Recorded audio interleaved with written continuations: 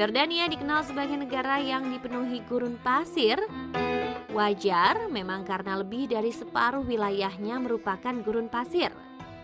Termasuk wilayah yang akan tim Spotlight kunjungi kali ini, kawasan bernama Baki Awiyah atau Sawafi ini berjarak 150 km dari sang ibu kota Aman. Sejauh mata memandang, Anda hanya akan melihat hamparan gurun pasir di kanan dan kiri jalan. Namun ada satu hal yang menarik, di mana terdapat sebuah pohon yang begitu rindang di tengah ganasnya gurun pasir.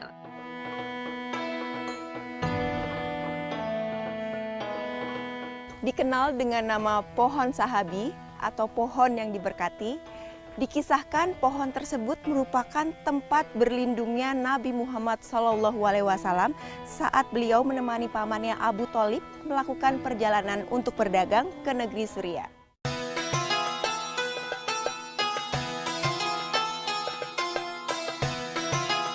Pohon yang dikelilingi tembok batu bata ini merupakan pohon yang masih dijaga dan dilindungi oleh pemerintah Yordania. Karena pohon ini dikisahkan menjadi saksi bisu pertemuan Nabi Muhammad SAW dengan seorang biarawan Nasrani bernama Bahira. Kisah tersebut bermula saat Nabi Muhammad kecil menyertai pamannya Abu Thalib berdagang ke negeri Suriah. Pada suatu hari, biarawan Bahira mendapat firasat akan bertemu sang nabi terakhir. Kemudian dia melihat rombongan kafilah pedagang Arab dan melihat pemuda kecil yang ciri-cirinya sesuai dengan yang digambarkan dalam kitabnya. Kemudian Bahira mengundang mereka dalam sebuah perjamuan. Namun ternyata pemuda tersebut tidak turut serta ke perjamuan. Bahira pun mendatangi Nabi Muhammad kecil yang sedang menjaga unta-unta di bawah pohonan rindang tersebut.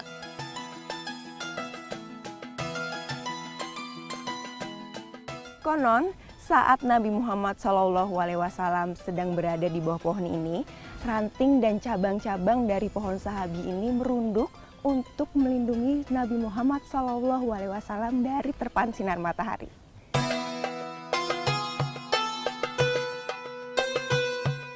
Sungguh takjub melihat keajaiban pohon-pohon tersebut, Bahira pun mengajak pemuda tersebut mengikuti perjamuan.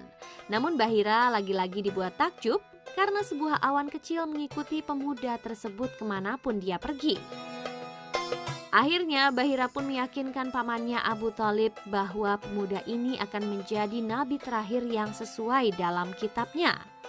Bahira meminta pamannya untuk segera kembali ke Mekah karena dia yakin orang-orang Yahudi sedang mencari Nabi Muhammad SAW untuk membunuhnya. Pohon ini sendiri ditemukan oleh Pangeran Ghazi bin Muhammad dan otoritas pemerintahan Yordania ketika memeriksa arsip negara di Royal Archive. Mereka menemukan teks-teks kuno yang menyebutkan bahwa pohon sahabi berada di wilayah padang pasir di utara Yordania. Hingga kini pula pohon tersebut dijuluki The Living of Sahabi atau sahabat Nabi Muhammad SAW yang masih hidup.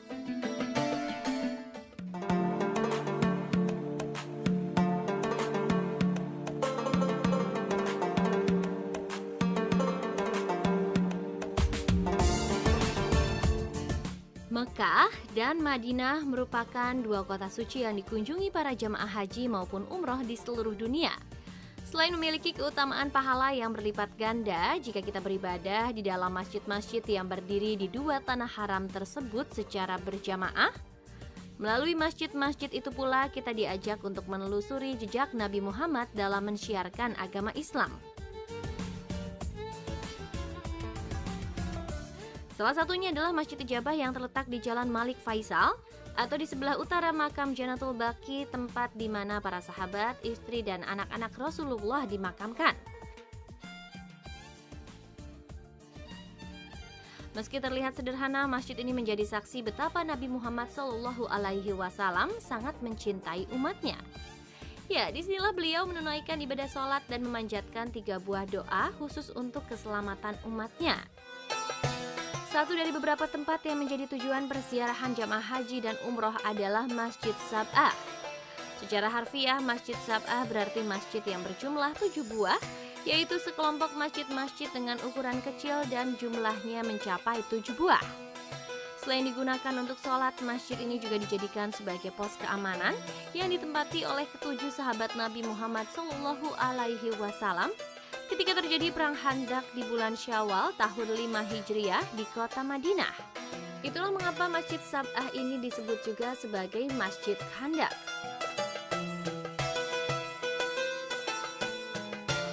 Secara geografis, masjid-masjid ini terletak di kaki Bukit Salah, yaitu sebelah barat laut Masjid Nabawi atau sekitar 3 km dari kota Madinah Al-Munawwarah. Lalu seperti apa kondisi masjid-masjid tersebut? Kami pun mencoba menelusuri satu demi satu masjid yang menjadi saksi terjadinya perang Khandaq. Yang pertama adalah Masjid Abu Bakar. Untuk melihat bangunan masjid ini, kami harus menaiki sejumlah anak tangga dan mengantri dengan pengunjung lain.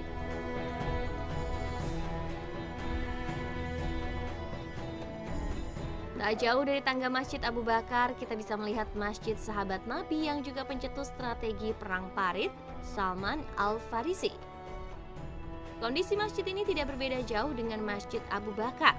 Hanya saja Anda harus menaiki pinggiran tembok agar dapat melihat isi masjid.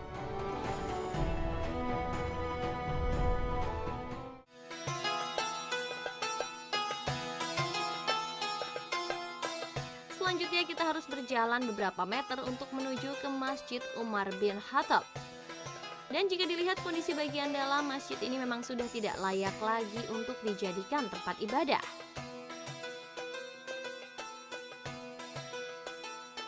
Di antara masjid para sahabat lain di area ini, Masjid Sayyidina Alilah yang menarik perhatian saya karena berada di atas, dikelilingi taman dan dipagari.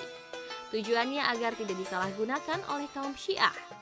Oleh karena itu kita hanya bisa melihat Masjid Sayyidina Ali dari kejauhan.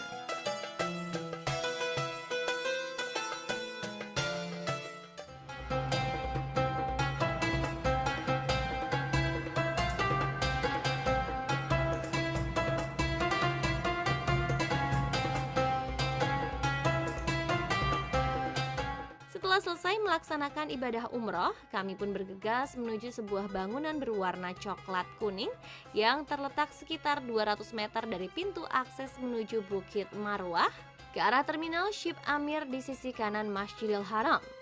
Sesampainya di sana, kami disambut sebuah bukit nan gagah bernama Jabal Abu Kubaish.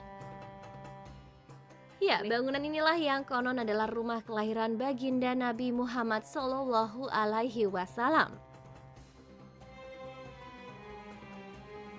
Rasa penasaran dan antusias pun bergemuruh. Namun ketika kami mendekati bangunan berukuran 10 kali 18 meter itu, ternyata sudah berubah menjadi perpustakaan bernama Mekah Al-Mukarramah atau lebih populer dengan sebutan Rumah Maulid yang telah berdiri sejak 1370 Hijriah. Dan untuk menghindari kemusyrikan, pihak perpustakaan pun memasang spanduk berisi larangan sholat dan berdoa di depan Rumah Maulid, sekaligus menyatakan dengan tegas bahwa bangunan ini bukanlah rumah kelahiran Nabi karena tidak ada dalil yang menguatkan. Tidak hanya itu, di depan pintu juga dijaga ketat oleh polisi atau askar.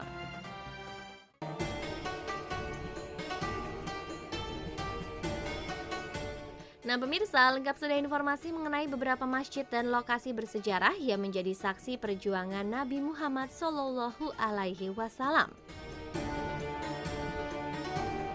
Semoga yang kami sampaikan tadi dapat menambah keimanan dan menjadikan Nabi Muhammad sebagai suri tauladan kita ya pemirsa.